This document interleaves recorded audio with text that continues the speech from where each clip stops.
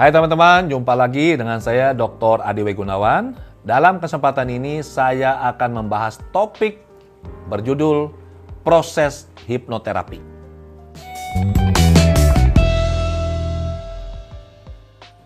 Sebagai orang awam yang mungkin belum pernah menjalani proses hipnoterapi atau belum pernah membaca tulisan artikel mengenai proses hipnoterapi, saya yakin Anda pasti bertanya-tanya, sebenarnya saat hipnoterapi dilakukan, apa sih yang terjadi di ruang praktek?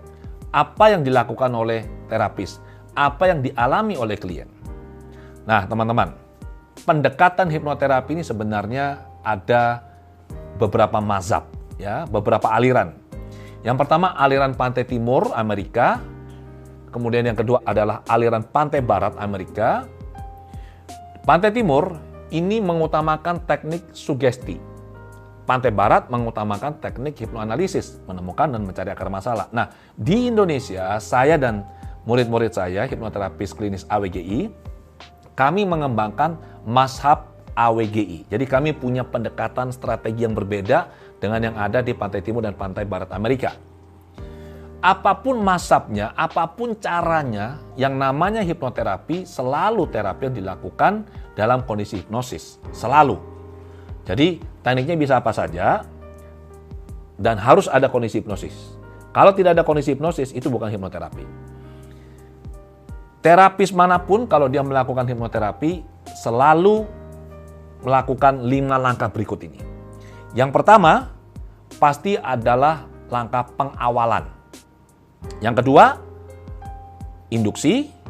Yang ketiga, pendalaman. Yang keempat, terapi. Dan yang kelima adalah pengakhiran. Pengawalan ini menurut versi kami itu mulai berlangsung pada saat klien menyadari dia punya masalah, dia butuh bantuan dan dia mencari, dia googling atau dia tanya teman-teman siapa hipnoterapis yang bisa membantu dirinya dia. Itu sudah masuk ke fase pengawalan. Dia bisa melakukan pencarian di internet, dia bisa lihat, oh terapis ini kualifikasinya seperti apa yang telah dia lakukan, dia belajarnya di mana, apa yang dia tulis di media sosialnya dia. Ini adalah fase di mana si klien mulai mengkualifikasi, menilai terapisnya ini cakap atau kompeten atau tidak. Dia nyaman tidak dengan si terapisnya. Kemudian pada saat si klien menghubungi kantor terapis atau menghubungi si terapis, daftar buat janji untuk bertemu, appointment. Pada saat datang, maka si klien pasti akan diminta untuk mengisi ini, ya, mengisi semacam form seperti ini, dan di dalam form ini si klien menuliskan namanya, tanggalnya, kemudian alamat, ya, kemudian pekerjaan, tanggal lahir dan seterusnya, termasuk apa masalahnya, sudah berapa lama masalah ini klien rasakan atau alami. Ini ada, kalau di AWG ini ada cukup banyak, ini ada 1, 2, 3, 4, ada 5 lembar, ya, ada banyak sekali butir yang harus diisi. Kemudian terapis akan melakukan wawancara secara mendalam, diskusi dengan klien, bertanya hal-hal yang perlu diketahui yang relevan dengan masalah klien yang ingin diatasi. Terapis tidak akan bertanya hal-hal di luar ini. Proses bertanya atau wawancara atau anamnesis ini bisa berlangsung antara 1 jam sampai 1,5 jam. Setelah dirasa cukup, maka terapis akan membantu klien berpindah dari kondisi kesadaran normal masuk ke kondisi hipnosis. Dengan apa? Dengan melakukan induksi hipnotik. Di dalam induksi hipnotik ini tentu ada teknik pendalaman. Jadi klien akan dituntun masuk lebih dalam ke kondisi pikiran yang rileks, sangat nyaman, lebih dalam lagi. Ada tekniknya. Itu sudah satu paket. Induksi dengan pendalaman satu paket dan juga dilakukan yang namanya uji kedalaman. Jadi terapis perlu memastikan klien ini sudah masuk ke kondisi hipnosis yang di level berapa. Itu ada acuannya itu. Tidak bisa asal baca skrip. Harus dilakukan uji kedalaman untuk mengetahui kedalaman klien secara presisi. Jadi saya ulangi ya.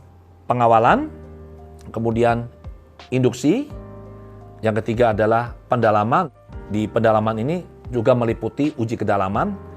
Setelah dilihat, ditemukan, diketahui bahwa klien telah mencapai kondisi kedalaman hipnosis yang tepat seperti yang disyaratkan untuk melakukan terapi, barulah di langkah nomor 4 terapi dilakukan. Nah, tergantung sekarang menggunakan teknik apa. Kalau teknik yang digunakan adalah teknik berbasis sugesti, maka kedalaman minimal yang harus dicapai adalah deep trance atau profound somnambulism akan jauh lebih baik, sangat baik dampaknya apabila klien berada di kedalaman ekstrim. Tapi kalau tekniknya adalah berbasis hipnoanalisis, menemukan dan mencari akar masalah klien, maka kedalaman trance yang dicapai di kisaran deep trance. Tidak boleh ekstrim deep, karena teknik-teknik tidak akan bisa bekerja. Saya pribadi teman-teman, dalam melakukan terapi, saya membawa ini. Nih, ini ada sebuah buku. Di dalam buku saya ini ada teknik-teknik terapi saya. Ada skrip induksi saya. Ada skrip-skrip sugesti yang sudah saya susun dengan sangat cermat untuk kondisi-kondisi tertentu. Jadi misalnya nih, kalau saya mau induksi orang ya, saya tidak akan hafal. Saya tidak akan menggunakan apa yang ada dalam pikiran saya, walaupun saya hafal ya. Saya akan membuka ini dan saya akan baca. Oke, jadi misalkan sekarang rasakan, saya akan baca. Klien yang tidak mengerti ini justru bilang begini, "Loh Pak Adi, Bapak ini nggak profesional loh." Saya bilang, maksudnya Anda gimana? Masa untuk induksi saja Bapak baca, Bapak nggak hafal? Saya bilang, loh, Anda mau saya baca skrip yang sudah saya susun, yang saya gunakan sudah sekian tahun ya, dengan hasil yang sangat baik dan akurat, atau Anda mau saya pada saat saya menginduksi Anda atau memberikan sugesti pada Anda, itu saya baru mulai berpikir ini apa yang saya mau sampaikan pada Anda. Ada kemungkinan enggak saya salah berucap dan Anda tidak tahu loh kalau saya salah. Dia bilang ada kemungkinan. Nah, kalau saya tidak menggunakan skrip itu saya profesional atau tidak? Ya benar juga ya kata klien saya. Jadi idealnya adalah skrip itu dibacakan, bukan dihafal. Bagaimana dengan skrip sugesti? Sama, di belakang ini ada banyak skrip sugesti yang saya sudah susun dengan cermat untuk kasus-kasus khusus. Oke? Jadi saya tinggal buka halamannya, saya tinggal baca. Kalau saya menggunakan sugesti ya, kamu begini, ya bla bla bla bla, saya baca. Akan sangat riskan apabila setelah pengawalan, setelah induksi, setelah pendalaman dan uji kedalaman, kalau saya menggunakan teknik sugesti, saya langsung on the spot, saya berpikir dan mencipta atau mengarang sugesti yang saya berikan pada klien. Itu sangat berbahaya. Saya tidak berani melakukan. Oke, sekian tahun saya praktek mulai tahun 2005, saya tidak pernah berani dan tidak pernah menganjurkan murid-murid saya melakukan ini. Karena risikonya terlalu besar. Kenapa? Anda bisa bayangkan, kita harus berpikir, menyusun skrip, kemudian kita harus menyampaikan skrip ini kepada klien. Skrip ini akan diterima oleh bawah sadar klien dan itu dijalankan loh. Dan kalau kita salah ucap, kita bisa lupa, salah ucap, kita tidak sadar kita salah ucap, atau bahkan klien tidak tahu kalau kita ini salah ucap, salah memilih sugesti atau kata. Akibatnya apa? Dampaknya bisa negatif. Kalau mau menyusun skrip, menurut hemat kami ya, hemat saya, skrip ini perlu disusun sebelumnya. Jadi setelah lewat sesi wawancara mendalam akan ketahuan ini. Satu contoh. Ada anak yang mengalami school phobia, dia takut ke sekolah. Untuk bisa, lihat ya, masalahnya adalah anak takut ke sekolah. Fobia sekolah. Masalahnya cuma satu loh. Itu kalau dibikin skrip, itu bisa 2 halaman itu. Kita harus memeriksa, ini masalahnya dia apa, bagaimana dengan temannya, bagaimana dengan gurunya, perasaannya bagaimana, dan masih banyak hal yang lain. Baru dari situ kita bikin skripnya, dan ini tidak mudah. Ada 16 aturan yang harus diikuti dalam menyusun skrip yang baik dan benar dan efektif. Nah, sama juga dengan kalau misalkan menggunakan teknik hipnoanalisis ya, di tahap terapi ini, tahap 4, maka teknik-teknik ini juga tidak perlu dihafalkan. Ya cukup aja dilihat, misalkan saya mau melakukan teknik regresi, misalkan ya regresi dilakukan dengan cara, oke, saya akan baca tekniknya. Oke, saya mau melakukan teknik apa, saya tinggal baca, tidak perlu dihafal, ikuti saja seperti itu. Justru ini profesional, karena kita tidak bisa main-main dengan pikiran orang. Sesuatu yang kita bisa baca, karena sudah kita siapkan, lebih baik dibaca. Tidak asal ngarang seperti itu. Nah, setelah selesai di tahap 4, setelah terapis memberikan sugesti atau melakukan teknik hipnoanalisis dan rekonstruksi pengalaman traumatik, kita tentu saja membawa klien keluar dari kondisi hipnosis. Ini namanya pengakhiran. Nah, setelah pengakhiran ini, kita perlu melakukan uji hasil terapi. Caranya bagaimana? Mudah. Misalnya klien ini takut dengan kecoa. Dan sebelumnya kita tunjukkan dia gambar kecoa, dia ketakutan. Atau membayangkan kecoa saja dia ketakutan. Maka setelah terapi, kita perlu melakukan uji hasil terapi. Caranya adalah apa? Kita minta dia membayangkan kecoa atau melihat kembali gambar kecoa.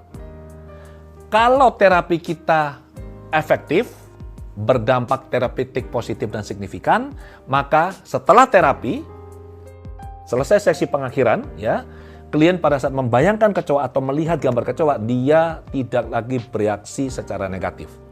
Dia sudah netral, sudah normal. Nah, ini harus dilakukan untuk memastikan terapi ini jalan atau tidak, efektif atau tidak, berdampak atau tidak. Jadi tidak ada ceritanya itu setelah terapi, setelah pengakhiran klien langsung pulang. Itu nggak ada ceritanya itu, nggak boleh seperti itu. Terapis harus melakukan uji hasil terapi. Kalau terapinya efektif, kliennya langsung clear, sembuh. Kalau klien setelah dikasih lihat itu masih juga nggak nyaman, ada dua kemungkinan. Nggak nyamannya sama seperti sebelum terapi, itu berarti terapinya sama sekali nggak efektif. Atau tingkat ketidaknyamanannya mungkin perasaan takut, geli atau jijiknya itu tadi di angka 10 misalkan sudah turun ke angka 3 atau 4 atau 2, maka terapinya efektif tetapi belum tuntas. Maka ini bisa dilanjutkan ke sesi berikutnya. Tapi kalau ternyata misalkan uji hasil terapi menyatakan klien ini sudah clear, sudah nggak ada lagi masalah, maka klien boleh pulang dan klien perlu mengobservasi, memantau dirinya dia dalam waktu sekitar 1 minggu untuk melihat bagaimana hasil terapi ini bekerja saat dia berada di lingkungan yang sesungguhnya, bukan dalam lingkungan terapi, ya. Apabila dalam 1 minggu ini ternyata klien tidak menunjukkan reaksi berlebihan, dia biasa-biasa saja, dia kecoa, ya, maka klien ini dinyatakan sembuh sepenuhnya melalui proses terapi. Dan saat itulah terapis memutuskan melakukan terminasi. Jadi tadi kan ada 5 nih, pengawalan, kemudian adalah induksi, pendalaman, kemudian ada uji kedalaman di sini, dilakukan terapi, dilakukan pengakhiran. Apabila hasil terapinya optimal, tidak lagi ada masalah, maka terapis bisa memutuskan dilakukan terminasi. Terminasi berarti tidak perlu lagi ketemu terapis, tidak perlu lagi diulang terapinya. Tapi kalau ternyata masih ada reaksi yang kurang baik, berarti terapinya tidak maksimal, belum sembuh sepenuhnya, maka klien perlu jumpa lagi terapis dan 5 tahap ini diulangi lagi. Sampai benar-benar clear, setelah clear barulah dilakukan terminasi. Jadi begitu ya teman-teman ya, semoga apa yang disampaikan ini bisa bermanfaat, sehingga paling tidak Anda mengerti, Anda tahu proses hipnoterapi itu seperti apa. Saya akhiri dengan ini. Hipnoterapi adalah proses yang hanya terjadi apabila dua belah pihak bersedia bekerja sama, yaitu klien dan terapis. Jadi ini adalah tanggung jawab klien dan terapis untuk bersama-sama mengatasi masalah klien. Kalau ada kerjasama yang baik, klien percaya sama terapis, terapisnya kompeten, maka masalah yang berhubungan dengan perilaku dan emosi dapat diatasi dengan mudah, cepat, efektif, dengan hasil terapeutik yang positif dan bertahan lama. Oke, demikian dari saya teman-teman. Terima kasih, sampai jumpa di video berikutnya.